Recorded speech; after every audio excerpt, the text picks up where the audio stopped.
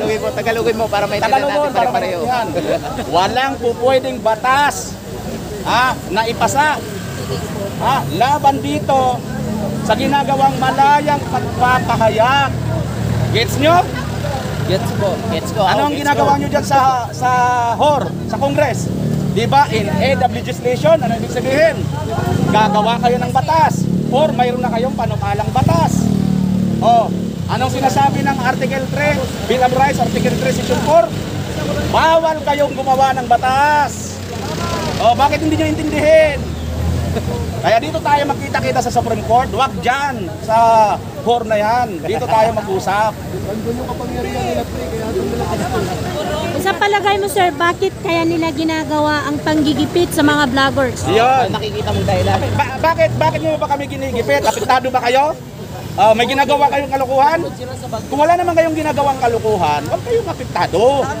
Pagbigyan ninyo yung mga taong nagpapahayag lang naman ng ano. Sir, sa palagay mo ba isa sa dahilan kung bakit pinapatahimik tayo ay baka makatulong tayo sa parating na eleksyon? Pwede, isa rin yun. Kasi siyempre, alam nyo naman, ang eleksyon, kailangan talaga yan ng yung maraming propaganda, maraming mga... Pinupondo ka ba ng Pogo? Pogo? Oo, pinupondo ka ba? Ang alam kong Pogo yung yung masarap na Pogo, yung itlog ng Pogo. Yun. Kami kasi yung mga Duterte vlogger, pinupundahan daw ng Pogo eh. Ay, di patunayan nila. Magkano binigay sa'yo, ba't sa akin wala? Patunayan nila muna. Hindi, wag muna tayo magtanong kung magkano. Patunayan muna nila. Saan ba nila papatunayan yun? Doon ba sa HOR? Hindi. Sa korte tayo mag-usap. Fake news tayo. Asan ang mapatunay mo? Fake news kami.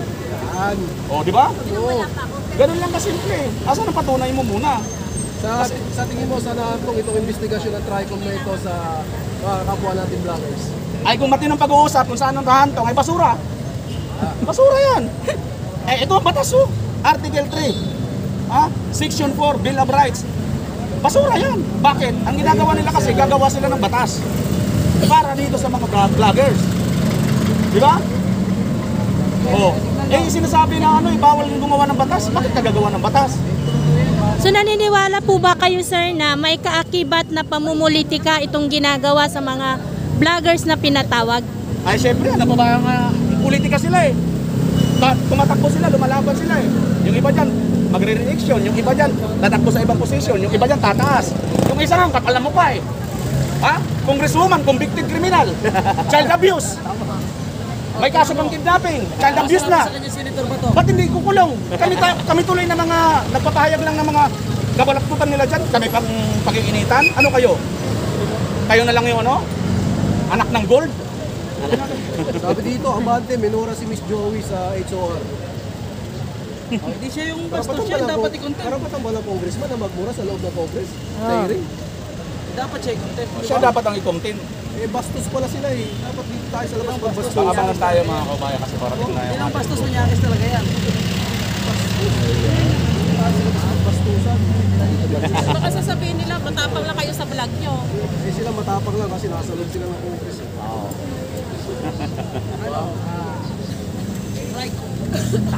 Walang matapang sa atin kahit saan. Pagdating sa Bill of Rights, dapat ialam natin yan. Bill of Rights yun Stanley Manalo, good morning. Rights na nga. Ano ba ibig sabihin ng rights? Karapatan, tuwid. Rights o rights, kanan, tuwid. Rights mo yan Hindi naman nakasabi dito sa bill hindi naman dito bill of privilege Bill of rights. Sa hearing dito, grabe, napakabastos. Pastor pa naman. Kasi wala ka namang pastor yun. May pastor bang bastos? May pastor ba yun? Merong bastos. Meron ba? Merong pastor na bastos. Meron siya. Sa HOR. Si Abante. Hindi, pastor na pera-pera lang yan. Pastor. Ayan nasa likod natin ng mga media at nandito rin mga kasamahan natin ng mga vloggers. Bangabang po tayo, parating ang grupo ng magpa-file na sa police. Wala po natin. Si Joey pala yan sa akin. May press briefing.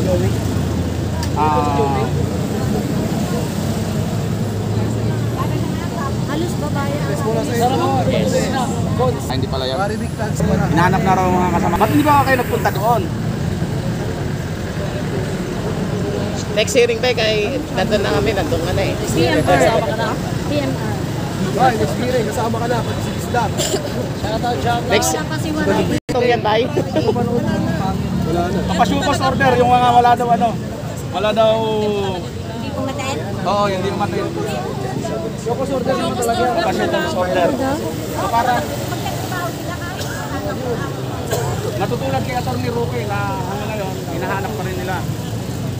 Huwag naman ng bundok. Eh naku talaga ito mga ito. Okay, Tandales, magandang araw po sa inyo. Yung mga hindi nagpunta. May showcase. Masokos order. Ayan, nantabay lang po tayo mga... Kawawa naman sila. Wait lang po tayo mga kawawa. Ano yung huliin sila? Oh. Yan o, dyan. Oh. Wala pa. Isa-isa lang ha. Dito ka pa, dito ka dito. May mga tanong ka. Wait lang. Hindi, kakarating. Ay, ngayon muna, bigyan mo niya ng tubig. Bigyan ng sir. Supreme Court. Kaya muna. Wala, maging patas. Patas pa. Galing ka ba doon sa, ano, sa Congress? Tuwad ko na pagkuhan ako, pero wala pa. Wala mga tao doon nagdali. Mayroon sa awang. Wala kayo eh. Wala ka. Wala yung mga tutay. Saka galing sir sa Congress. Pero, ito tumawag sa akin. Sir, nandito kami. Inform mo, sabi ko, sige. Sir, magtatanong lang kami sir. Yung reaction mo. Sabi kasi nila, yung mga vloggers na hindi po dumating doon sa HOR, yung mga pinatawag, ay bibigyan sila ng show cause order. Ano po masasabi mo po doon? Yan ay labag sa batas yan. Alam na Supreme Court yan. Balik tayo ng pwesto. O dito ka daw sir. Maganda to ha. Background sa Supreme Court. Ito wala mo ng kulay politika to ha. Batas Dito na ka, batas lang. dito ka tol. Yan. Para makita tayo. Dito ka na, dito ka na. Dito ka, my friend. Saan lang pinapabo yung ano eh. Pinapabo yung constitution natin eh. My friend, dito ka. Yan. Ay, sorry. My friend, dito ka. Dito ka, sa likod ka, my friend. Yan. Ando naman logo eh, sa Supreme Court. Di ba? My friend, balatan mo na, my friend. Ano yung background mo, my friend? Pagkilala ko muna ng background mo. My friend, sandali lang. Bakit di ka pinatawag dun sa ano? Ba't wala ka? Alam mo, Brad. Mayroon pagkwento eh. Kasi ito real talk to real experience ha. Sige. Sa Senado, naimbitahan ako sa mga nakaraang laban. Pero hindi tungkol dito ha. Laban ng OFW. Pero minanipulate nila ako. Hindi ako nakapagsalita nung pangalawang arangkada. Nung unang arangkada, panalo kami ron. Salamat, Congressman Marcoleta. Alam mo na yun kung ano yun. Basta ako nandito hindi para sa politika ha. Nandito ako para sa bayan at mamayan. Umahawak lang ako sa katotohanan at batas. Sana naman kung sino man ang tatamaan, huwag kayong maging maramdamin, pumasok kayo sa politika. Normal lang ang kritisismo sa inyo. Tanggapin niyo yan. Nandiyan kayo sa public service eh. Hinahanap ng tao ang tunay na serbisyo. Ang pagsunod sa batas ay dapat kayo ang nangunguna. Hindi kayo ang dapat na nagsisimula ng paglabag sa batas. Itong nangyayari dito sa pagsakal ng karapatan ng freedom of expression, freedom of speech, yan ay isang pananamantala sa karapatan ng taong bayan. Yan ay against the Constitution. Meron tayong freedom of speech, meron tayong freedom of expression. Kaya tayo dapat may karapatan magsalita at magpahayag. Dahil wala silang lahat dyan kung wala ang mamamayan na pumoto sa inyo. Kaya huwag niyo sasakalin ang karapatan ng mamamayan na magsalita ng katotohanan at pawang katotohanan lamang. Sobra na to. Bakit pinatawag? Ano ang dahilan? Ano ang ground? May nilabagbang batas? Maaaring ang ayaw nyo lang, nagsasabi kasi sila ng katotohanan. At masakit ang katotohanan. Pero lagi nyong tatandaan, nakasulat sa banal na kasulatan, the truth shall set us free. Ang katotohanan na magpapalaya sa atin. Ngayon, kung nagpapahayag ang ating mga vlogger, ang ating mamamayan ng kanilang sentimento ayon sa nararanasan sa pangkasalukuyang pamahalaan, yan ay karapatan ng mga mamamayan. Huwag niyong sasakalin. Ano ang ibig sabihin ng patawag na yan? That is abuse of authority. Dahil kayo ang mga congressman, kayo ang mga senador, may karapatan na ba kayong patawag ang mga tao na nagsasabi lamang ng katotohanan? Yung ginawa nyo kay Colonel Grijaldo, yan ba ay tama? Mali. Pananakal din yan sa karapatan. Yan, active police yan. Mga kabaro nyo. Oo nga. Ako din, muntik nyo nang maging kabaro. Habang istorya yon. Ngayon, dapat kayong mga congressman, senador, hindi lahat ha. Sorry ha. Hindi lahat ng senador at congressman ay mga taliwas ang pananaw ukol sa batas. Marami rin tayong mga congressman at senador na sumusunod ayon sa batas. Ang problema lang, outnumber sila dahil mas marami ang buwaboy kaysa sa mga taong makatarungan. O tanong, Sir, bakit masyado bang emosyonal? Ano po yung connection mo sa mga vlogger? At saan ka humuhugot ng yung mga sinasabi mo? ako wala yung TV4, wala dito ha.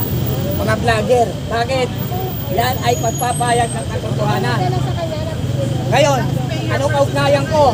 Ako si Ferdinand de los Reyes, OFW leader, OFW advocate. At ano rin ako, isa rin ako sa mga tumutulong sa mga distress OFW natin. Hindi ako politiko, pero ako tumutulong ayon sa dapat at kakayahan kong tumulong. Hindi man ako nakakatulong sa pera, nakakatulong ako sa mga referral, sa mga bagay na dapat ipaglaban ng mga naaapi nating OFW. Under ako ng OBA, Overseas Filipino Workers Veteran Association, under Engineer Eli Moa, nakabase sa Alcobar. Sir, salute! Di rin ako komunista. Ako ay isang simpleng mamamayan lamang na nagpapayag ng katotohanan at pawang katotohanan lamang. Dahil itong nangyayari sa ating pamahalaan, sa ating lipunan, ay marami ng abnormalities. Ang mga dapat nakakulong, sila ang nakalaya ngayon. Ang mga dapat na nakalaya, sila ang ikinukulong ngayon. Baliktad ang nangyayari sa sistema ng ating pamahalaan ngayon. Kaya dapat ayusin ito. Ang tunay na gobyerno ay ang mamamayan. Walang gobyerno kung wala ang mamamayan. Kaya huwag niyo sasakalin ang karapatang pantao ng mga mamamayan. Dahil entitled kami dyan. Sir, ikaw ba naniniwala na ang ginagawa ngayon ng TRICOM is parte po ng pambubusal at diversionary tactics sa mga totoong isyong pambayan, kagaya po ng issue sa bicameral report kung saan ilantaran po yung mga blanco na mga line item na hindi nakalagay yung mga halaga, kung magkano po yung nakalagay na mga budget. At gano'n na rin po sa issue ng paggamit ng pulburon ni Marcos Jr. Maraming salamat. Iinit na ako eh. Bubalik ko lang muna dyan. Ay, friend, bro. Ay, friend.